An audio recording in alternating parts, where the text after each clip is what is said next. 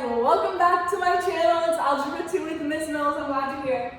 Right now we are in Unit 2, which is all about quadratic functions. We are on the Learning Objective 2, which is solving or finding roots. And this video specifically is going to show you how to use the quadratic formula. So, if you have not already watched the notes video for this learning objective, I would go back and do that first.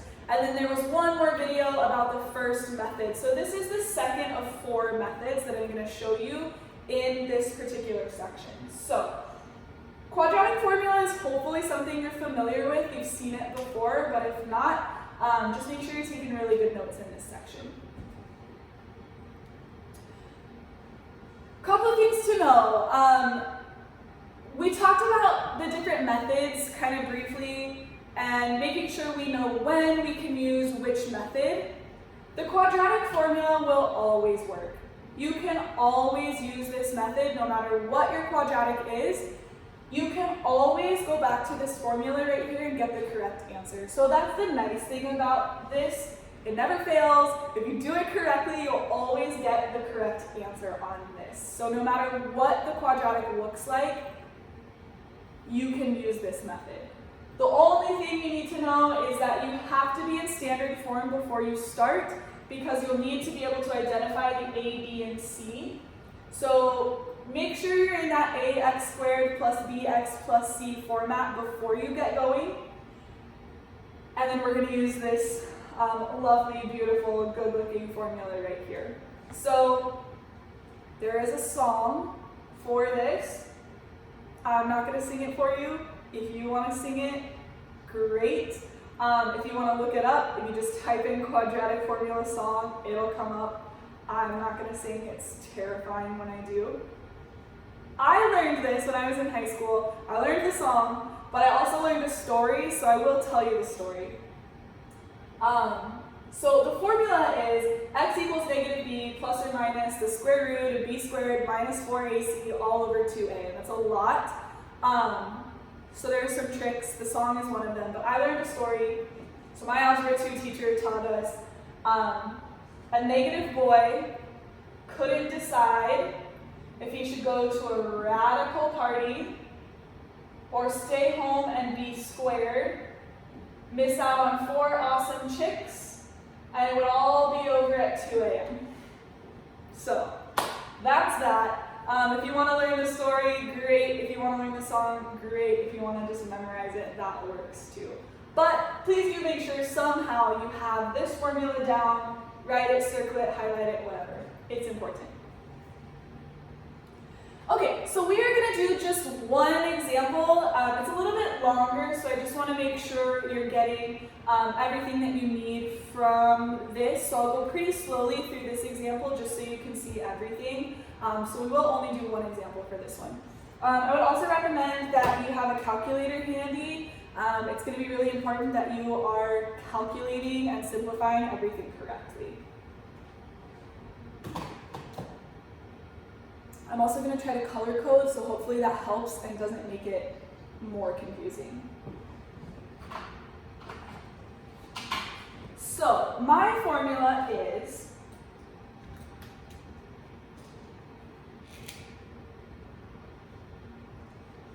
negative b plus or minus the square root of b squared minus 4 times a times c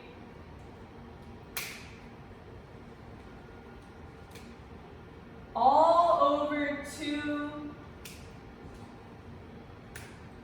times n. So we're going to take the information here in our function and we're going to plug it in, we're going to do some calculations, and we're going to get our roots out at the end. So the very first thing I need to do is double check to see, is my equation in standard form? So remember back from the notes video,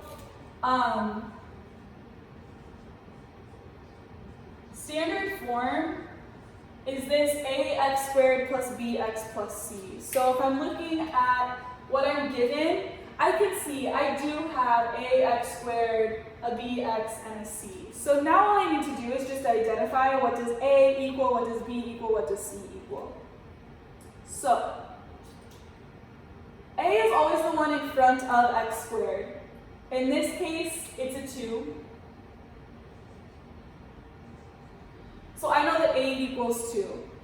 Just for future reference, if there's not a number here, if it's just x squared, there's still that invisible 1, so in that scenario, a would just be 1. So just for future reference, for now though, we have a 2, so a equals 2. My b value is going to be whatever's in front of x. In this case, please be careful here. b equals -4, include the negative sign.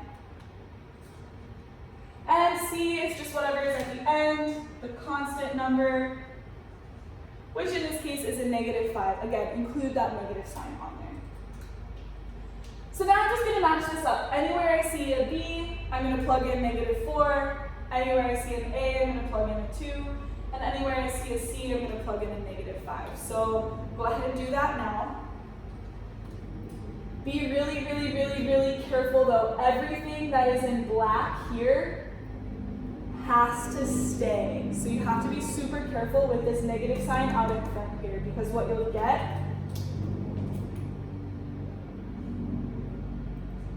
is actually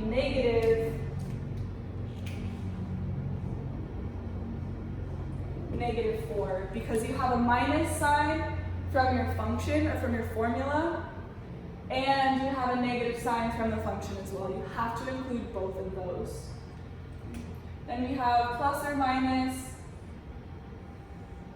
the square root of -4 squared minus 4 times 2 times -5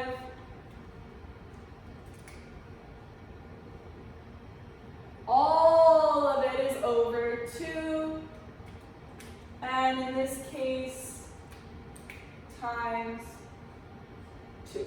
So when you plug in, this is what you should get.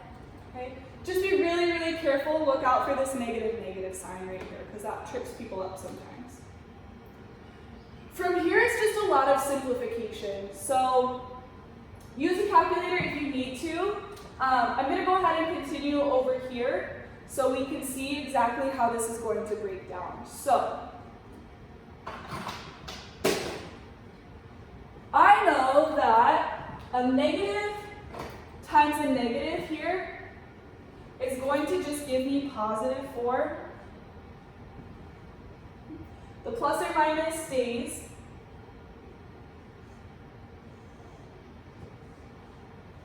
I know that -4 squared is just -4 times -4, which gives me +16. I know that -4 times 2 is -8. And I know that -8 times -5 is +40. And I know that 2 times 2 is 4. So all I did was combine here, squared my -4, and then I multiplied -4 times 2 times -5. This right here is where people get mixed up the most. So when you're going to type that into your calculator, you can type it exactly how you see it here. -4 times 2 times -5, and it should give you 40. Okay. And then 2 times 2 is 4 at the bottom. I realize that if I do this here, you can't really see it anyway, so just be careful with your calculator. Okay, I'm going to keep going here. So I have some addition I can add 16 and 40 together, so this gives me 4 plus or minus 40 plus 16 gives me 56. And then I have 4 at the bottom. Here's where you're definitely going to need a calculator, because we're going to keep going even a little bit more. So when you get to this point right here, we want to try to eliminate this radical sign. So I need to figure out what the square root of 56 actually is. So if you type this into a calculator, it's going to give you a decimal. It's okay. Sometimes you get a perfect square here, but not always. Decimals are fine. Decimals are not bad. Okay. When you type this into your calculator, it gives you 7.4833. Go ahead and just use 2 decimal places for me. That's plenty. So we'll go 7.48.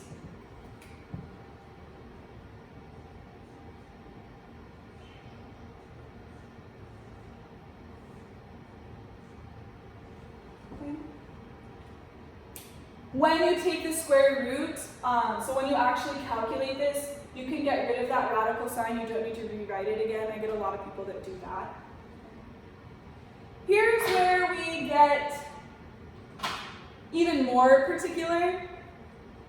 Similar to our last method, if you watched that video already, this plus or minus sign here tells me that I have a positive 7.48 and I also have a negative 7.48. So I need to calculate for both of those. So I'm going to go ahead and do that. I'm going to break this up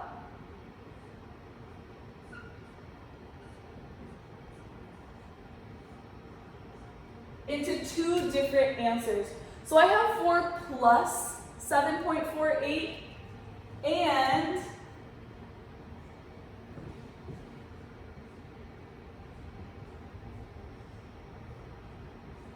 I have 4 minus 7.48. Again, probably going to want to use a calculator on this. When you type this in, the best way to do it is to calculate the top part first and just do that separately. So I'm going to go 4 plus 7.48 is going to give me 11.48.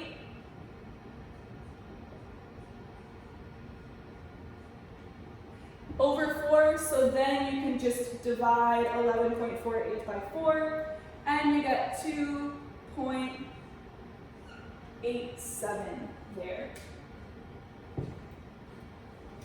And we're going to calculate down here for minus 7.48 is going to give me negative 3.48 divided by 4.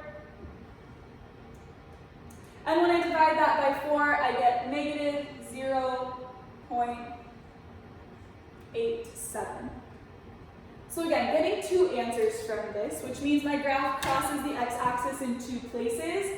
I do want to make sure I write that as a point on a graph, so as ordered pairs. So what I really have here is 2.870 as my first point, and negative 0.870 as my second. Okay. I know this was a lot. The more you do this, the easier it will become. You'll be able to crank these out a lot faster. Obviously, I talked to you through every single step. Go as slow as you need to. Please don't rush this. That's where we get little mistakes.